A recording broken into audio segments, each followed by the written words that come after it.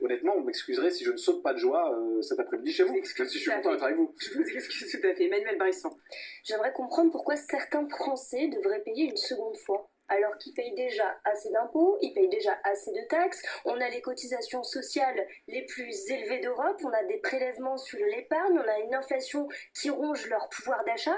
Donc je pense que maintenant ça suffit et on leur demande... Le pouvoir d'achat des ultra-riches. On leur demanderait quoi? Pardon, excusez-moi, mais on s'en prend toujours aux ultra-riches. Vous voulez quoi? Que tous les riches quittent la France? Enfin, j'ai l'impression que c'est un petit peu ce que veulent beaucoup de Français dans ce pays et c'est malheureux. Donc au bout d'un moment, je me demande pourquoi est-ce qu'il y a 20 millions de foyers, parce que ça concerne quand même 20 millions de foyers, 20 000 foyers qui devraient prêter de l'argent à un État qui n'a jamais tenu ses engagements. Au bout d'un moment, il faut prendre le problème là où il est. Il faut qu'on redresse nos finances publiques. On sait qu'ils seront jamais remboursés de leur emprunt.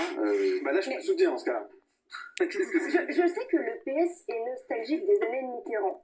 C'est très bien, je sais que c'est très joli sur les livres d'école, mais dans la réalité, qu'est-ce que ça montre? Ça montre que l'emprunt forcé de Mitterrand de 1983, c'était tout simplement pour masquer une catastrophe économique. C'était pour masquer une inflation qui était galopante. Et en fait, on remarque qu'à chaque fois qu'il y a eu l'emprunt forcé, c'était soit sous les années Mitterrand, soit pendant la guerre ou pendant l'après-guerre. Et aujourd'hui, je suis désolée, mais les questions qu'on se pose, c'est que nous ne sommes pas en guerre. Aujourd'hui, nous n'avons pas des villes qui sont détruites, nous n'avons pas une situation qui est comparable à 1945. Non, mais l'idée, c'est pas d'arriver... Oui, c'est emprunt forcé. Pourquoi? L'idée n'est pas d'arriver au point fatidique en se disant, bon, bah, maintenant qu'on est en guerre, on va voir ce qu'on fait. Puisque vous parlez de guerre, Yael, vous confirmez aussi, si je ne me trompe pas, Sébastien Lecornu a pris la parole il y a quelques jours en... redonnant les plus grandes priorités. Et dans la priorité, il met justement la défense. Le 10 décembre, il y aura un débat article 50-1 de la Constitution avec vote, c'est ce que souhaite le gouvernement, de manière à tenter de forcer le compromis. Vous voyez ce que je veux dire? Ça va être compliqué pour des députés de Horizon, par exemple, ou même pour les LR, les Républicains, ça vous concerne, qui se retrouveraient à dire non à une augmentation du budget de la défense. Or, si ces forces politiques veulent muscler notre armée et les moyens de notre armée, il faut voter le budget. Mais c'est pas là-dessus qu'il y a un désaccord.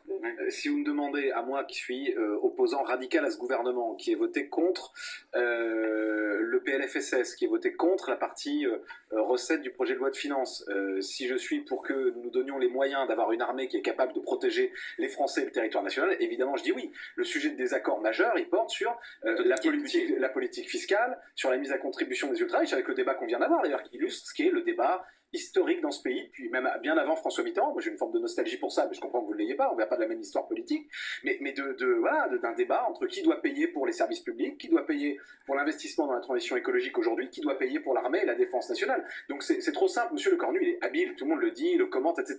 Enfin à un moment donné, trop d'habileté tue l'habileté, si je puis dire. L'emprunt forcé, vous votez ou pas?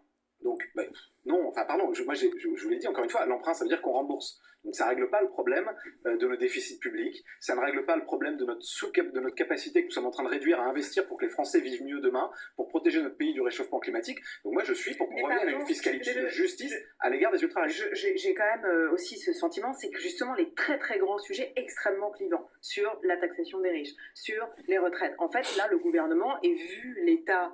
Enfin, la composition de l'Assemblée, en fait, veut éviter de rentrer complètement dans ces sujets en proposant des mesurettes pour contourner ces grands... C'est pas des mesurettes, la politique de défense, c'est pas des mesurettes. Non, mais là, je parle de ça, de l'emprunt français. Ah, mais ça, pardon, mais ça, je vois, c'est intéressant, ça va nous agiter une journée, peut-être une journée et demie si on a de la chance, si ceux qui l'ont promis ont de la chance, et après on passera à autre chose. Donc effectivement, il y a une forme de diversion. Le sujet majeur, il est, est-ce qu'on est capable ou pas de se mettre d'accord? Non, c'est pas la diversion, c'est l'impossibilité de faire voter des grandes choses.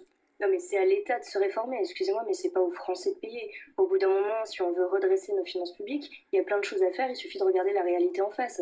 Aujourd'hui, dans notre pays, on a 500 000 postes de fonctionnaires, on a une politique migratoire qui nous coûte plus qu'elle nous rapporte. On a une dépense publique qui augmente 2 fois plus vite que la croissance. Donc au bout d'un moment, il faut arrêter justement de s'en prendre aux Français, il faut arrêter de prendre les Français pour des idiots, et il faut faire il faut faire une réelle réforme de l'État. Mais vous dites réforme de l'État, ça veut dire faut supprimer des postes de fonctionnaires. Bien sûr qu'il faut supprimer des postes de fonctionnaires. Mais donc là, vous dites faut supprimer des postes de fonctionnaires, ce sont des Français qui vont perdre leur job, ça vous pose moins de problèmes que de taxer un milliardaire. Non, mais c'est pas du tout le sujet. Il y a un problème aujourd'hui dans la bureaucratie dans notre pays, on le sait très bien, il y a beaucoup trop de postes de fonctionnaires. C'est le programme de François Fillon, et c'est exactement ce qu'il faut appliquer aujourd'hui. Enfin, il ne sera pas d'accord avec ça. Ça ne vous surprendra pas. Supprimer des postes de fonctionnaires comme ça, dit sur le papier, tout le monde se dit bah oui, c'est vrai, ça coûte cher, etc. C'est quoi les postes de fonctionnaires? C'est les services publics. C'est des protections pour les Françaises et les Français. Ça veut dire que c'est des protections du quotidien en moins pour celles et ceux qui, notamment aujourd'hui, sont plus éloignés des services de soins. Des services publics qui ne marchent absolument donc plus dans notre pays. Donc dites-moi lesquels vous supprimez. Parce que moi j'entends toujours, il faut supprimer des fonctionnaires, etc. Dites-moi lesquels vous supprimez. Quels services publics vous allez attaquer? Non, vous supprimez des postes de fonctionnaires justement dans l'éducation, dans certains domaines de la santé. Devant les enfants. Ah oui. Moi je pense que des classes surchargées, c'est pas bien pour apprendre correctement aux enfants et tous les rapports. Désolée, mais effectivement, c'est l'un aussi des combats de la droite de dire qu'il y a un problème à l'école, que les enfants ne sont pas assez éduqués, qu'on a un problème de niveau, et vous nous dites qu'il faut supprimer des postes de profs alors qu'on sait très bien que dans des classes, et c'est factuel, il manque des profs devant les classes. Oui, bien sûr qu'il manque des profs devant les classes. Mais donc il faut en supprimer. Mais au bout d'un moment, il faut réformer l'État, il faut faire une réforme structurelle au lieu de taxer les Français. Mais chez qui allez voir? Donc pour vous, c'est les profs. On tape sur les on enlève des profs. Pas que les profs, j'ai pris un exemple comme ceci, mais en effet, il faut revoir toute l'administration française. Il y a plein de postes qu'on peut supprimer. C'est toujours pareil. Voilà. Les profs, les policiers, c'est qui les fonctionnaires dans ce pays? Les policiers, je pense qu'on s'accordera, vous et moi, je ne ferai pas l'injure de croire que vous allez nous dire demain, allez, on divise le nombre de policiers par 2 parce qu'on trouve que tout va bien dans ce pays, et notamment face au narcotrafic dont on va débattre bientôt à l'Assemblée nationale. Vous n'allez pas me dire, j'espère, vous n'allez pas me dire, mais c'est le sens de votre proposition, donc il faut être lucide là-dessus, on va supprimer encore des lits dans les hôpitaux, parce que réduire le nombre de fonctionnaires, par exemple, dans la fonction publique hospitalière, ça veut dire avoir un hôpital public qui sera en incapacité d'accueillir les patients qu'il accueille déjà très péniblement aujourd'hui. On a des gens qui meurent sur des brancards aux urgences. Ça veut dire ça, réduire le nombre de fonctionnaires. Donc moi, après, ça ne veut pas dire non plus qu'il n'y a pas un problème dans la gestion des postes de fonctionnaires en France. Ça ne veut pas dire ça non plus. J'en sais rien. Enfin, oui, si vous voulez, il y a peut-être des endroits où on peut faire mieux, je suis d'accord. On peut faire des économies sur le fonctionnement de l'État, c'est pas non plus à dire.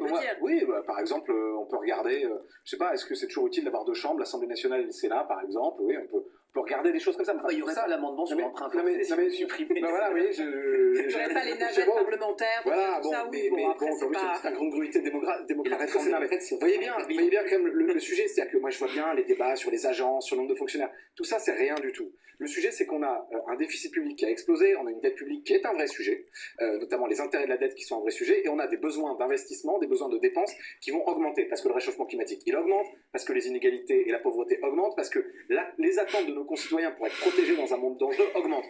Défense, école, sécurité, transition écologique, vous voyez, il y a plein de postes de dépenses sur lesquels on ne peut pas rogner. Donc il faut bien aller chercher l'argent quelque part. Et donc nous disons que ces dernières décennies, ça va être même pas que d'Emmanuel Macron, même s'il a amplifié ça, l'accumulation des richesses par une petite minorité privilégiée a explosé. À notre débat, je suis désolée, après je passe la main à Yael. Justement, vous nous dites, il faut taxer les plus riches, mais en revanche, cet emprunt forcé, on ne va pas voter pour parce que ça ne suffit pas. Je sais, on va en discuter avec mon groupe. Moi, j'avoue que cette nouvelle fracassante de cette proposition bouleversante n'a pas encore été étudiée par mon groupe. Moi, je vais vous dire, je suis pas favorable. Après, est-ce que je vais voter contre cette mesure qui, voilà, ira chercher un peu d'argent dans la poche des ultra riches? Je ne vais pas vous dire, je voterai contre. Mais vos collègues sénateurs écologistes, eux, ont déposé le même amendement au Sénat, le même que celui des socialistes, sur l'emprunt forcé. Donc, il faut que vous vous mettiez d'accord avec vos collègues. Oui, mais moi, je parle là en mon nom, en toute liberté. Il ne vous a pas échappé que j'avais, sur le Sénat, une appréciation bien particulière. On fait tourner la parole quand même. Mais moi, j'ai juste un mot à dire sur cet emprunt forcé, en fait, qui n'emballe personne, j'ai l'impression.